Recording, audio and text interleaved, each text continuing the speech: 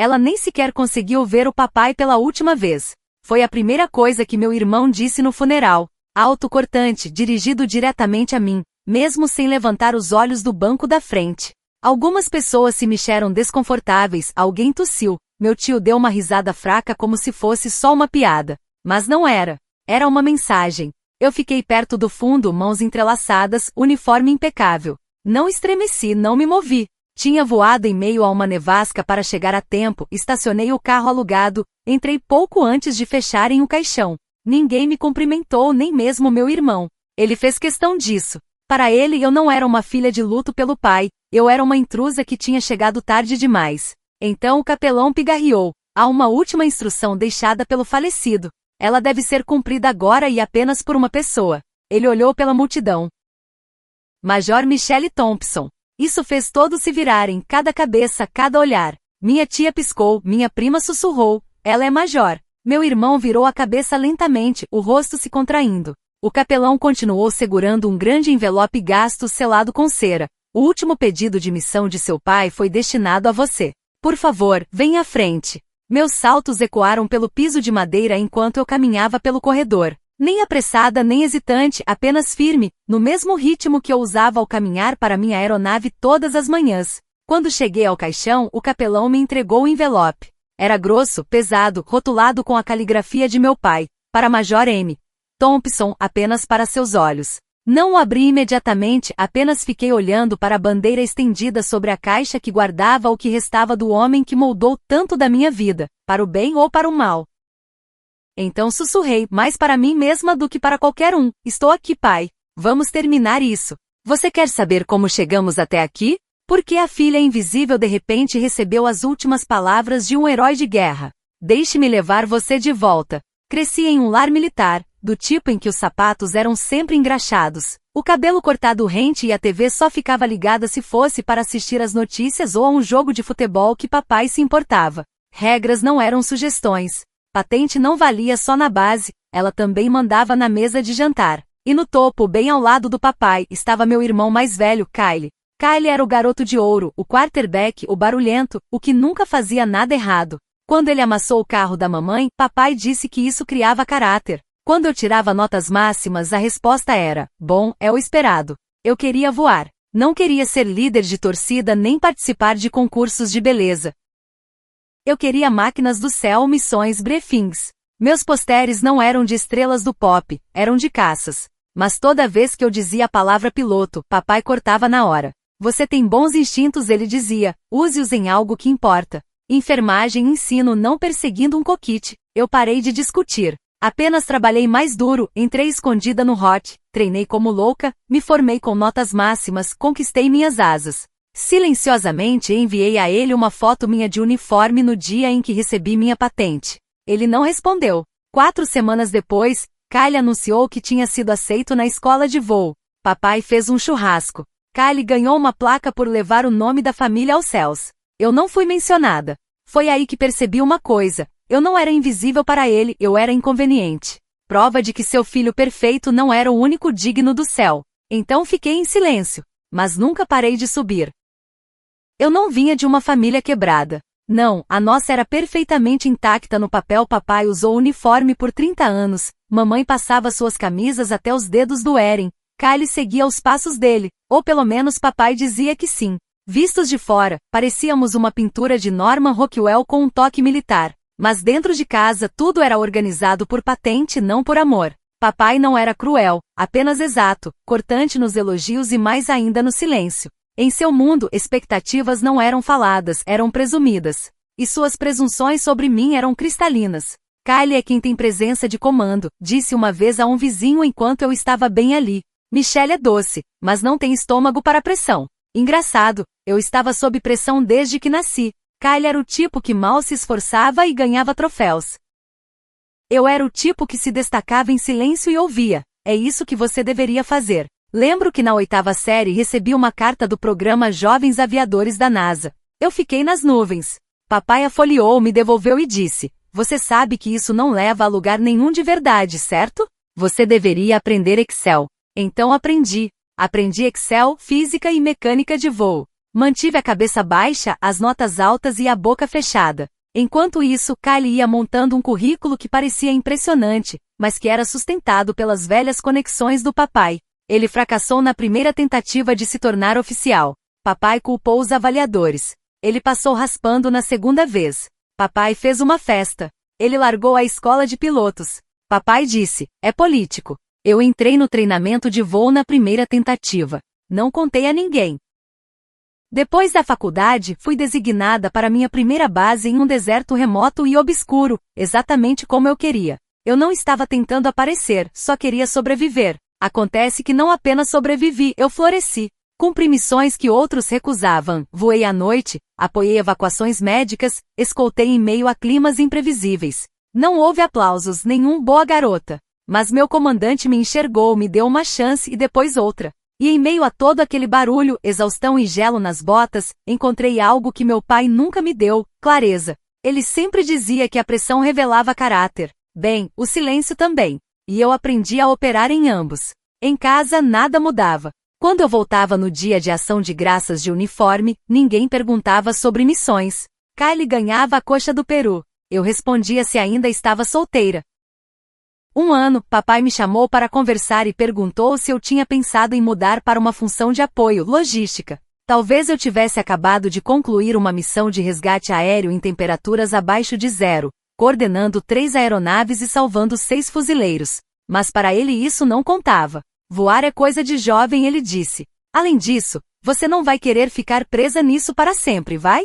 Eu não respondi, apenas assenti educadamente e me retirei. Mas o que mais ficou comigo não foram esses jantares. Foi uma mensagem de voz. Eu tinha acabado de pousar de uma missão de 14 horas, queimada de sol, com lábios rachados de vento, faminta e exausta. Verifiquei o celular e vi uma chamada perdida de casa. A voz do papai. Oi filha, só para avisar que seu irmão foi contratado por aquela empresa de defesa, contrato importante. Grande coisa. Ele está liderando a proposta do drone NextG. Nada mal, hein? Houve uma pausa. Enfim, espero que você esteja se cuidando por aí. Avise se tiver folga. Clique. Era isso. Sem menção da condecoração que eu tinha acabado de receber. Sem perguntar onde eu estava. Sem estou orgulhoso de você. Só Kylie. Sempre Kylie. Ainda assim, eu mandava cartões postais, presentes de aniversário, caixas de Natal com lembranças locais de onde estivesse. E continuei voando. Cada missão parecia outra peça de uma história que só eu conhecia. Anotava minhas horas, colecionava meus distintivos, dobrava meu próprio uniforme, arrumava minha mala. E quando as pessoas perguntavam por que eu não falava da minha família, eu apenas sorria e dizia, eles são tradicionais. O que eu queria dizer era que eles me viam, mas não por quem eu era, apenas por quem eu não era. Eu não era Kylie. E naquela casa, isso significava que eu não era ninguém. Tudo estava prestes a mudar. Na primeira vez que voei sozinha, o céu estava nublado e a pista escorregadia com a geada da manhã. Eu não estava nervosa, eu estava leve como ar. Lembro-me de subir acima das nuvens, sentindo o zumbido do motor como um batimento dentro dos ossos e pensando, isto é meu. Ninguém aplaudiu quando pousei. Não havia família com faixas esperando no hangar, apenas meu oficial comandante com um aceno de cabeça e uma prancheta. Está liberada, Thompson. A próxima decolagem é às 6 horas. Então continuei voando. Minhas missões não eram chamativas, não eram aquelas que a CNN transmite em tempo real, mas importavam. Voei em evacuações médicas durante enchentes no Arkansas, dei apoio aéreo para retiradas em incêndios florestais em Montana, ajudei a transportar suprimentos humanitários para ilhas atingidas por tempestades, navegando por janelas de tempo apertadas e corredores de vento hostis. Nunca liguei para casa porque já sabia como seria. Papai diria algo como, bem, não é combate, mas bom trabalho. Ou pior, então basicamente você só está entregando coisas. Enquanto isso, Kylie aparecia nas manchetes por falar em painéis. Ele não estava voando, estava consultando, fazendo apresentações, conquistando contratos no Pentágono, mas de alguma forma sempre era o centro das atenções. Lembro-me de um 4 de julho. Eu tinha acabado de sair de um turno de 12 horas, cabelo ainda úmido sob o boné, uniforme passado mas com poeira nas mangas. Entrei no quintal de papai e vi Kylie no centro das atenções perto da churrasqueira, rindo com velhos amigos dele de chapéus do VA e camisas polo. Papai virou-se e disse alto o suficiente para todos ouvirem. Ah, aí está ela, a nossa própria Amélia Earhart.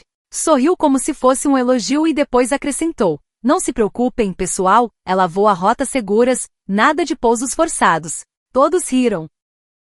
Eu sorri também, mas foi aquele tipo de sorriso que você mantém com o maxilar travado e a garganta ardendo. Kylie me entregou uma cerveja. Ainda está voando aquele passarinho, o C-130? Eu respondi calmamente: o grandão. Acho que eles confiam em você com coisa pesada agora. Eles confiam há anos. Ele assentiu como se estivesse me agradando, e assim a conversa seguiu em frente. À noite, eu ficava acordada pensando: o que seria preciso para eles me verem? Não como substituta, não como coadjuvante na história de Kylie, mas como uma piloto de verdade, uma soldada de verdade, uma filha de verdade. A verdade é que eu tinha parado de esperar isso há muito tempo. Em vez disso, coloquei minha energia nas pessoas que realmente importavam: minha tripulação, meus companheiros de esquadrão, os médicos. Eu voava com os soldados que tirava do caos, pessoas que não se importavam com meu sobrenome, apenas se eu aparecia.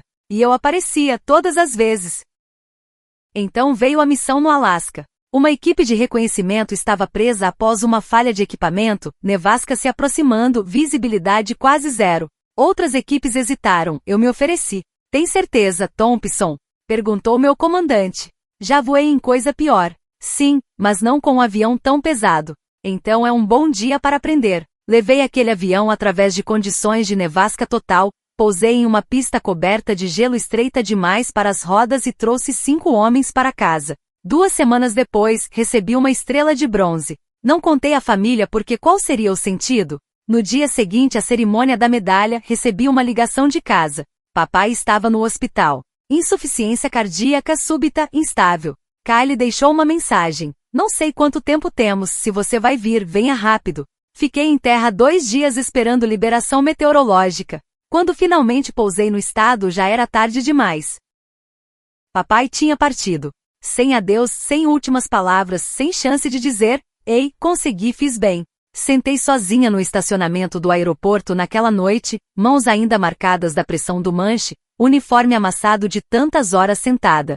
Pensei naquele 4 de julho, naquele sorriso, naquele envelope que nunca abri do Pentágono porque qual era o sentido de mostrar? Eles nunca quiseram ver, mas ainda assim fui ao funeral. Não por eles, por ele. Mesmo que nunca tivesse dito as palavras, mesmo que nunca tivesse reconhecido, parte de mim esperava que talvez tivesse deixado algo para trás. O capelão me entregou o envelope como se pesasse 500 quilos. Não o abri durante a cerimônia, nem quando baixaram o caixão, nem na recepção, onde parentes que eu não via há 10 anos me abraçaram sem jeito e disseram coisas como: eu nem sabia que você estava no exército, ou uau, então você realmente pilota aviões? Apenas sorri e assenti como se não tivesse ouvido essas frases centenas de vezes. Kylie não disse uma palavra comigo a tarde inteira, ficou perto dos velhos amigos de papai recebendo condolências como um príncipe que acabará de perder o rei. De vez em quando ele olhava para mim e para o envelope. Eu sabia que queria perguntar o que havia dentro, mas não perguntou porque no fundo, sabia que não era para ele. Naquela noite, fiz check-in em um pequeno hotel a alguns quilômetros do cemitério. Sentei na beira da cama, abri os botões da jaqueta do uniforme e encarei o envelope sobre a mesa de cabeceira. Para Magé M. Thompson, apenas para os olhos dela. O lacre de cera estava rachado, mas intacto. A caligrafia era do meu pai. Todas as letras maiúsculas precisas, o tipo de letra que ele usava em relatórios de missão e advertências. Segurei-o por muito tempo e então quebrei o lacre. Dentro havia um pendrive, uma carta dobrada e uma foto antiga, desbotada, amassada, mas familiar. Era eu, com 10 anos, ao lado de um de seus jatos em uma exibição aérea na base, esticando a mão para tocar a asa. Eu sorria radiante. Papai havia escrito uma única palavra atrás: focada. Minhas mãos tremiam ao abrir a carta. Michelle, se você está lendo isto, então já parti. Primeiro devo algo que nunca disse o suficiente. Tenho orgulho de você. Você sempre foi firme, sempre silenciosa. Eu não entendia isso quando você era jovem. Achei que falar alto significava ser forte. Descobri que geralmente significa estar com medo. Mesmo assim você voou, mesmo assim serviu, mesmo quando eu não lhe dei crédito. Quero consertar algo, ou pelo menos lhe dar a chance de fazê-lo. Anos atrás, estive envolvido em uma operação que nunca entrou nos registros. Coisas aconteceram, bons homens foram culpados. A verdade foi enterrada, principalmente porque eu não lutei para revelá-la. Estou lhe dando acesso. O pendrive contém tudo, nomes, ordens, o que realmente aconteceu. Nunca confiei isso a ninguém, nem mesmo ao Kyle. Mas você conquistou cada insígnia que carrega. Não por causa do seu nome, mas por quem você é. Se escolher agir, saberá o que fazer. Se não, eu entendo. De qualquer forma, você sempre foi a minha missão e eu deveria ter tratado você assim. Papai. Não me mexi por muito tempo. Não chorei, não gritei. Apenas encarei as palavras até elas se desfocarem. A vida inteira tentei decifrar o código dele, conquistar seu respeito, sua aprovação, sua voz. E ali estava tarde, mas real.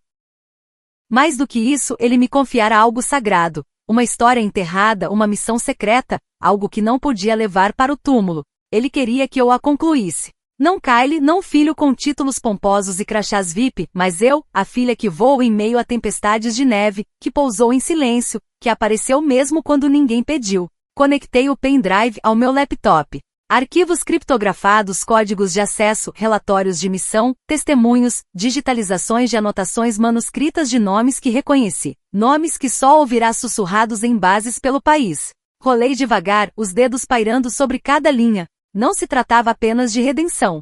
Tratava-se de justiça. E pela primeira vez em anos percebi algo simples, claro e frio. Ele sabia que eu carregaria aquilo porque já tinha me visto carregar todo o resto. E agora eu iria terminar o que ele não pôde.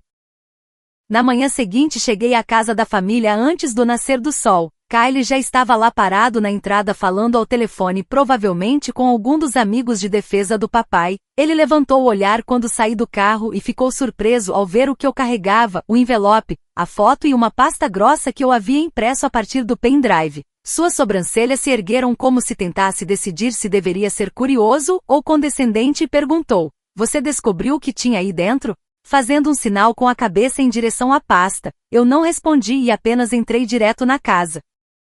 A mesa da sala de jantar estava coberta de recordações militares antigas, medalhas, certificados emoldurados, fotos das missões do papai. Nossa tia arrumava as coisas para a exposição memorial que aconteceria após a cerimônia da próxima semana. Kyle havia escolhido tudo e eu não tinha sido consultada. Coloquei a pasta ao lado da estrela de bronze e do certificado de aposentadoria do papai e todos congelaram. "O que é isso?" perguntou minha tia. "Algo que ele queria que fosse visto", respondi baixo por mim.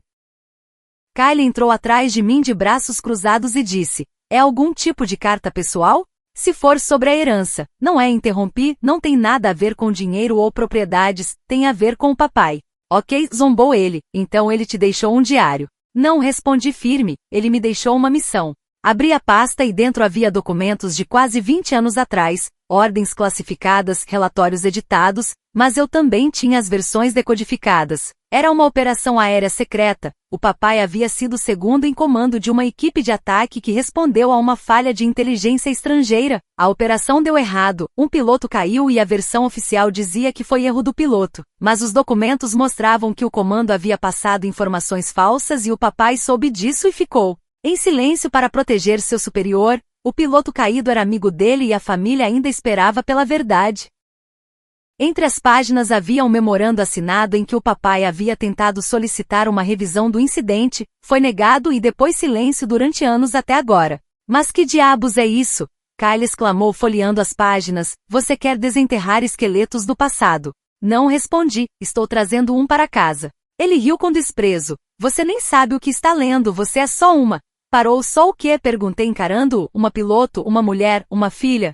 Ele cerrou a mandíbula. "Isso não é o seu trabalho, Michelle." Respirei fundo. Ele fez disso o meu trabalho. Virei-me para nossa tia. "Papai queria que isso fosse corrigido. Disse que não lutou o suficiente da primeira vez. Me deu o que eu precisava para terminar e eu vou fazer." "O que isso significa?" Ela sussurrou. "Significa que não estou apenas indo ao funeral dele", disse eu. "Estou completando seu último ato de serviço." Mais tarde liguei para o contato listado em um dos memorandos digitalizados, um coronel aposentado que agora trabalhava em auditoria interna no Pentágono. Quando disse meu nome houve uma pausa. "Você é filha dele?" "Sim." "Você é militar?" "Major, Força Aérea dos Estados Unidos, ativa, e você tem o arquivo?" "Tenho." "Então vou marcar a reunião. Traga tudo." Assim começou.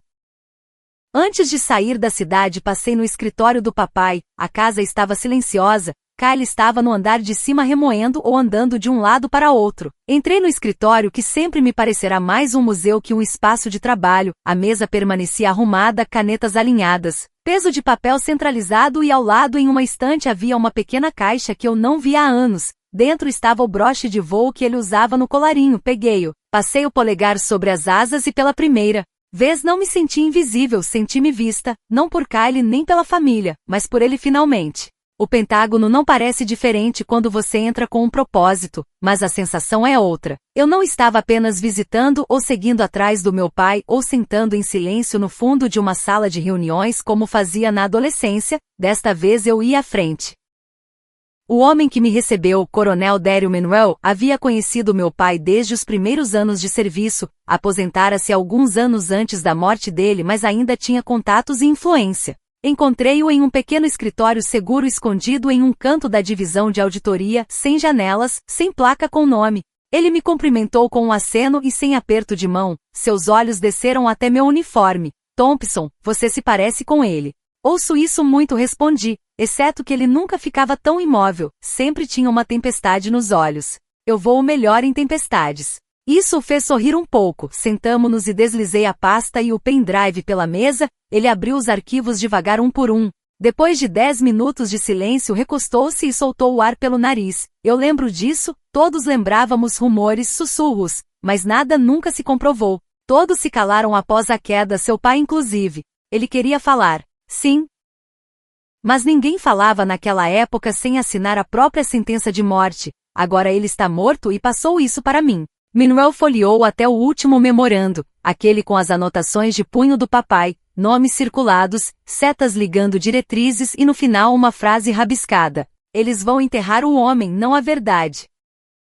Ele finalmente me encarou. Você entende o que isso significa, certo?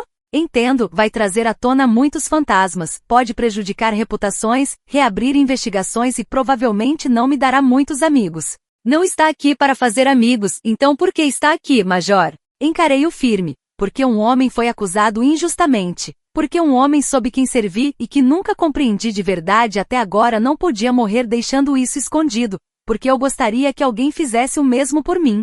Ele assentiu uma vez, então vamos ao trabalho. As 48 horas seguintes foram intensas, cruzaram os dados, verificaram assinaturas, entrevistaram os poucos sobreviventes ligados à missão. No fim descobri que o papai já tinha reunido tudo há anos, mas nunca enviará, talvez por medo ou vergonha. O que ele me deixou não eram especulações, era prova. E pela primeira vez em 2 décadas a família do Capitão Avery. O piloto morto naquela missão fracassada saberia o que realmente aconteceu, não foi culpa dele, foi falha de comando. E meu pai finalmente admitira isso através de mim. Uma semana depois voei a Oklahoma para encontrar a viúva de Avery. Ela me recebeu na porta com um cardigã velho e chinelos, os cabelos completamente brancos e as mãos trêmulas quando lhe entreguei a carta oficial carimbada e selada que exonerava seu marido de toda culpa. Ela leu devagar, depois dobrou o papel no colo e chorou. Todo esse tempo pensamos que ele entrou em pânico, disseram que ele ignorou ordens, que quebrou a formação. Ele não fez isso, respondi, ele seguiu uma ordem falsa e pagou por isso. Ela me olhou com os olhos inchados. Por que é você quem traz isso? Porque seu marido merece alguém que não pararia de voar até que a verdade pousasse onde precisava. Sentamos em silêncio por um tempo. Quando parti, ela colocou algo na minha mão, uma fotografia em preto e branco já desbotada, mostrando o Capitão Avery ao lado do meu pai anos atrás, ambos de uniforme e sorrindo. Naquela noite voltei para a base e registrei um último voo, uma missão solo. As nuvens estavam baixas, a visibilidade irregular, exatamente o tipo de condição que muitos evitam, mas eu as acolhi. Voei em silêncio, apenas o som dos motores e da minha própria respiração, e em algum lugar acima dos campos escuros ouvi novamente a voz do meu pai, não através de alto-falantes ou gravações, mas na memória. Mantenha nivelado, confie nos instrumentos e pouse quando for mais importante. Sorri, pois finalmente ele entendeu que eu não estava seguindo sua rota de voo, eu havia traçado a minha própria. Um mês após o funeral realizamos uma cerimônia final, não para o meu pai, mas para aquilo que ele carregava. Foi pequena, silenciosa, exatamente como ele teria desejado, sem câmeras, sem discursos, apenas as pessoas certas. A família do Capitão Avery estava na frente, segurando a carta de exoneração nas mãos como se pesasse tanto quanto uma bandeira dobrada, e de certo modo, pesava mesmo. Eram 20 anos de vergonha levantados em 3 páginas. Eu estava de uniforme diante do caixão que tínhamos enterrado semanas antes e perguntaram se eu queria falar. Respondi que não, mas caminhei até a frente. Alcancei o bolso e coloquei algo sobre a mesa memorial ao lado das medalhas e das asas que encontrei naquela pequena caixa em seu escritório. Sem palavras, apenas isso, e então prestei continência. Mais tarde naquela noite dirigi até a casa da família pela última vez, não havia voltado desde o dia em que coloquei os arquivos sobre a mesa. Kyle estava lá, esperando na varanda sem bebida na mão, sem sarcasmo no rosto, apenas silêncio. Estacionei, desci e subi os degraus, ele me olhou de cima a baixo, não com zombaria dessa vez, mas com algo diferente, talvez confusão, talvez reconhecimento, talvez o tipo de respeito que só aparece depois. Estão falando em colocar o nome dele em um prédio, disse ele, mas desta vez será pelo que ele fez de certo. Assenti, bom, ele finalmente mereceu. Ficamos em silêncio por um instante e então ele pegou atrás de si um pequeno pacote embrulhado em papel pardo e amarrado com barbante. Encontrei isso no armário dele, estava endereçado a você, esqueci de entregar. Peguei sem agradecimentos, sem desculpas, apenas uma passagem de mãos. Dentro havia um álbum de fotos cheio de imagens que eu nunca tinha visto. Instantâneos meus, eu de uniforme, eu na pista, eu saindo de um helicóptero. Não fazia ideia de como ele havia conseguido, talvez tivesse acompanhado minha carreira final, talvez tivesse observado mesmo sem nunca dizer uma palavra. No final do álbum havia um bilhete colado à página. Nem sempre entendi você, mas eu estava observando e sentia orgulho, perdoe-me por demorar tanto a dizer. Fechei o álbum com cuidado, sem lágrimas, apenas um suspiro profundo e firme, do tipo que se toma antes de um longo voo. Poucas semanas depois recebi notificação oficial de que o nome do Capitão Avery havia sido totalmente limpo, sua família recebeu todas as honras. Uma bandeira foi entregue, uma cerimônia agendada, e o nome do meu pai foi citado como oficial cujas ações finais tornaram isso possível, sem notas de rodapé, sem hesitação, apenas a verdade. Nunca divulguei um comunicado, nunca escrevi um discurso, não publiquei nada online porque certas vitórias não precisam de desfiles, certas redenções não gritam, apenas pousam, suaves, sólidas, duradouras. Essa pasta agora está em meu cofre doméstico ao lado das asas do meu pai e das minhas, 2 pares, não idênticos, mas iguais. Hoje, quando me perguntam o que eu faço, ainda digo que vou, mas agora acrescento algo mais. Eu pousei quando mais importava, porque qualquer um pode decolar, mas é preciso algo diferente, algo mais silencioso para concluir o voo. As últimas palavras dele foram destinadas a mim. Se esta história ressoou em você, se algum dia carregou algo não dito ou terminou o que outra pessoa começou, deixe um comentário e conte de onde você é, porque filhas como esta estão em toda parte e às vezes pousamos juntas.